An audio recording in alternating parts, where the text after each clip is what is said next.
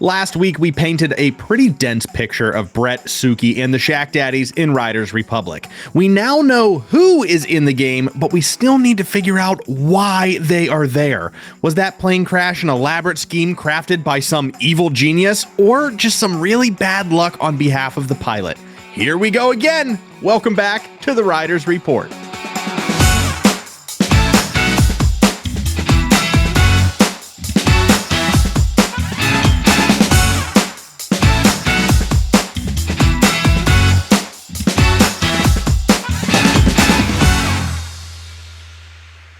Before we get started today, we want to recognize our existing YouTube members. A special thank you goes out to executive producers Bone Crusher 2D, Coach 34, and my mom, and our fans and Fans Plus.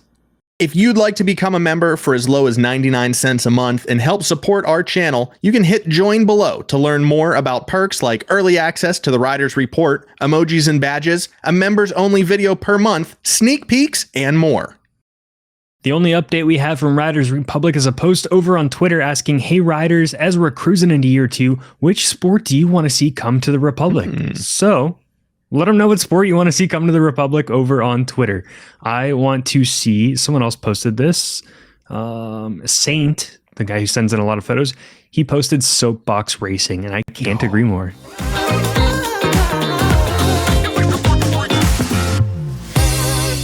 It makes sense as a Red Bull event. They do these competitions.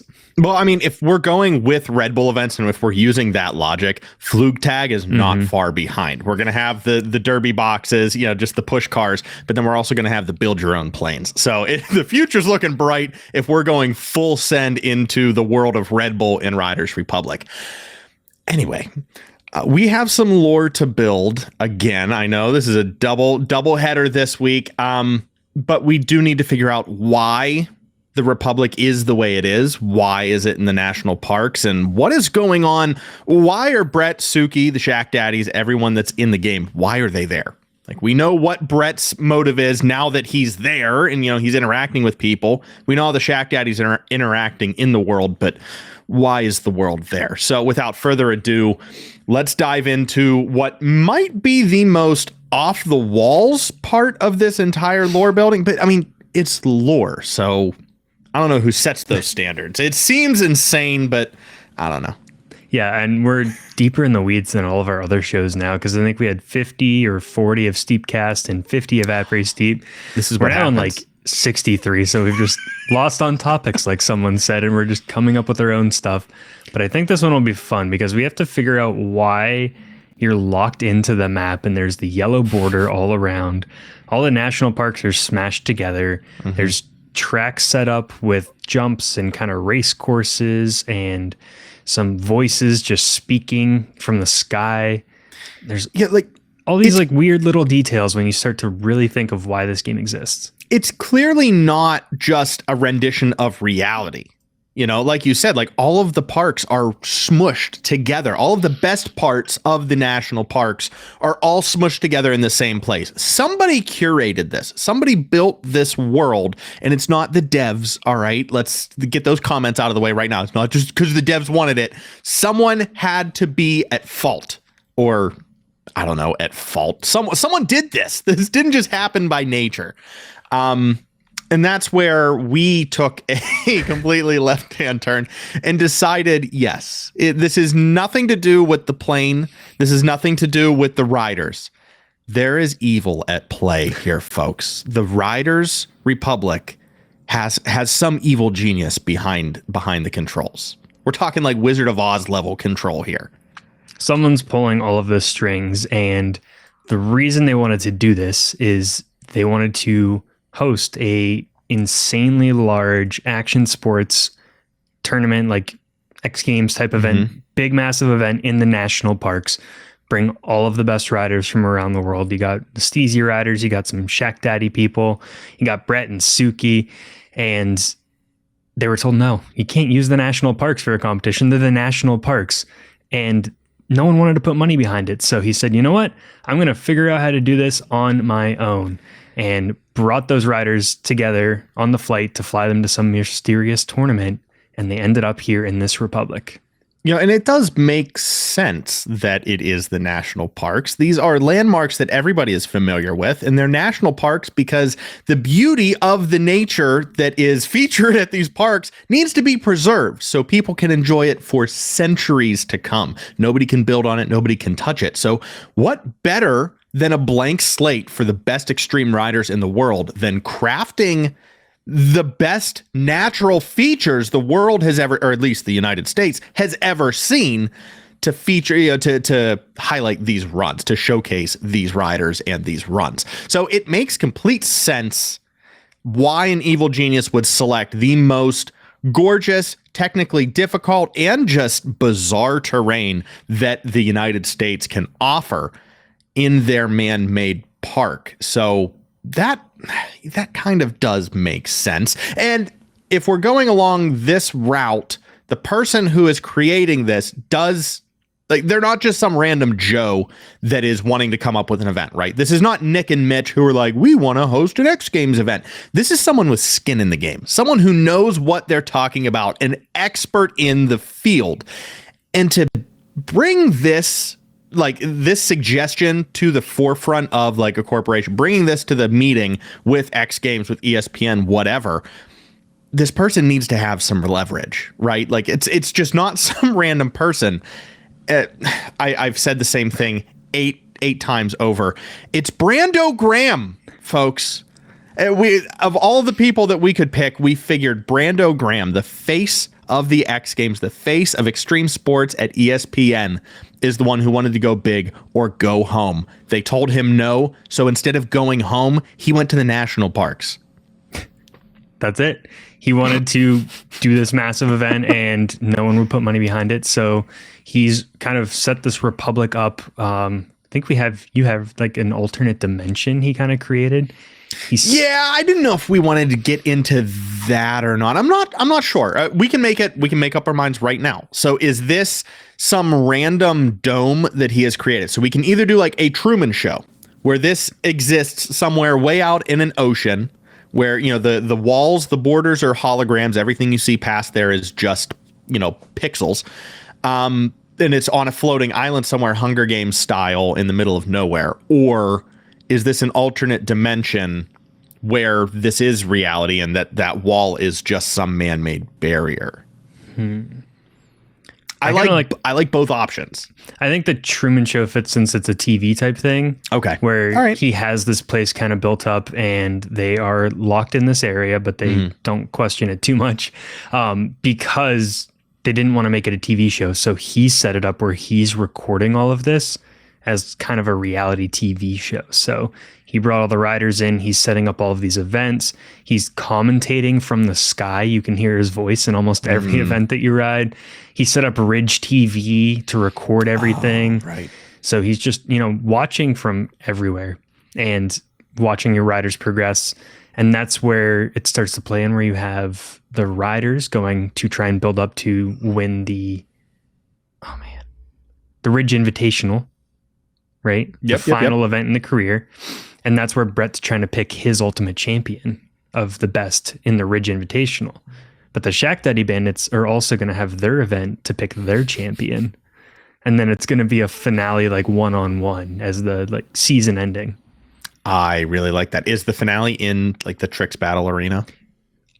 That we might have to figure out, because we don't know what the ShackDaddy Bandits final event is. You go through a lot of events in the game, but I don't think there's a final like the Ridge Invitational for them.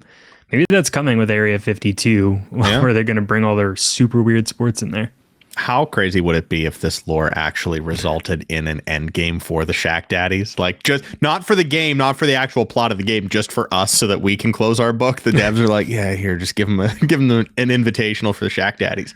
I'm thinking like a Red Dead 2 outlaw, like peaceful, like outlaw scale, where like depending on what you do in the game. So the more Shack Daddy stuff you do and ride, you kind of push to that side. Yeah, right. And then whenever you play online events, you're teamed up with other riders like that. So you kind of have teams that are made up of Shack Daddies versus the regular riders. Yeah, that makes total sense. The one thing that I'm like still hung up on is the plane. I mentioned it in the beginning of the episode. The plane, like we established last week that the plane crashed, right? They were all on this plane going somewhere to some competition. The plane crashes. Was the plane an act of God or was that planned? I think. You think it was planned? The plane, he invited them all. He got the riders himself. He invited them to an event he was setting up, or like a new action sports event, and just loaded them up on a charter plane, gave them a whole bunch of candy and free hang food. On. Before you even finish that thought, what you are about to say will dictate whether Brando is an evil genius or just some Steve Jobs level like innovator trying to do something avant-garde here.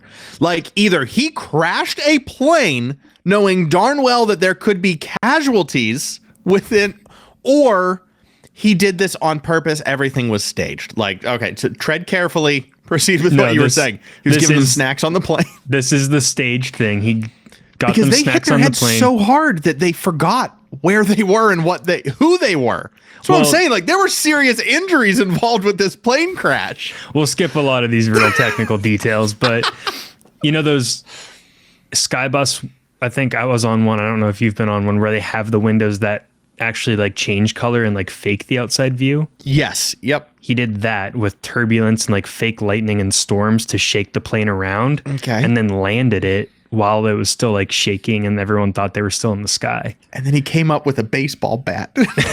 Where does the amnesia come? Does he gas them in the plane? Does he like figures that out? Okay. All right. That's the making of TV show.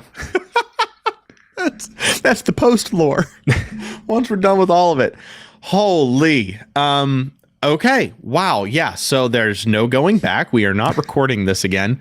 That is why the Riders Republic exists. It is a Hunger Games style island in the middle of the ocean that no one will ever find. Everything outside of the yellow dome is just make-believe. It's a big old screen. And the riders there are a part of Brando Graham's, please don't sue us, sick game of extreme sports in the national parks. Oh, God, I hope we don't get a cease and desist. Remember you did the TFG thing with us during the pandemic? That was cool, right? No, please stop using my name and evil genius in the same sentence. It's the goatee. If you just got rid of the goatee in the thumbnail. So yeah, you are 100% right. This is what happens when we have passed the life of our previous podcasts. It's like when grandparents get too old and they start like decaying just a little bit, like not grandparents, everyone. You get to a certain age, you just start getting old. The show is now old, folks. Thank you for sticking with us. It's about to retire. It's pretty close to retire. 65. Oh, the golden years. If you have anything that you would like to add, any comments about what we just said, or anything that you would like to build on top of this world, you can click the Google form link down below to add your 2 cents into the make-believe, the fictional lore of Riders Republic. Thanks, God, for the 3 people that are still watching.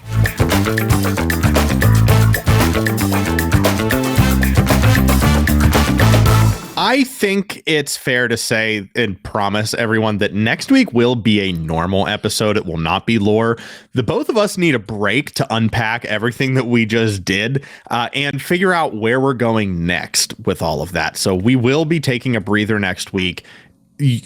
Back to our normally programmed show about riders, the news, community stuff, all of that. But for now, we do have the tried and true Riders Roundup featuring none other than Ian Hawk BMX. Talk about tried and true. All three of these riders are people who have submitted and are just getting way too good at this game and their editing. Ian Hawk BMX, of course, just crushing it on the bike. And he's spending a bit of time over in Area 52, so maybe he's a ShackDaddy Bandit? He's Toon Squad. Are they... Let's not do the Toon Squad lore today. Jay needs to tell us where the Toon Squad Alliance is, because we can we can bring Toon Squad in. They can be some random faction, but they do need an origin story that makes sense with what we've built so far. So that could be an element for a later day. But yeah, let's just start with that. is Toon Squad ShackDaddy or Brett? Yeah. Big question. We're asking the big questions here, folks. Up next is Gunny Guns with a Yule log episode. What is going on here? It's one of those little Christmas backgrounds. It looks like it's going through his process. So the first one is finding the spot he wants to start, trying to pull off this trick. And then second one is him failing a bunch of times. Been there. Third is success but not satisfied. So it's him walking through the process of trying to land the perfect clip. I dig it. And you're going to have to see for yourself if he does land the biggest and best clip ever. Spoiler alert. Yep. And last but not least, playing in the background while we roll credits is none other than By Blast Chill But Hard Clips Part 8. If you want to check out the full videos, you can look in the links down below. And if you want to submit, head to our Discord and post your clips in our self-promo channel. Thank you for joining us for episode 63 of our first 100 guaranteed episodes. It's getting closer than we think. Special thanks goes out to our YouTube members, executive producers, Bone Crusher 2D, my dad, Coach 34, and your mom, Mitch's mom, co-producers and Fans Plus. If you would like to become one of those members and help support the channel here, you can hit join down below for those cool perks like early access to the shows, emojis, and badges in the comments, a members only video per month, sneak peeks, and more.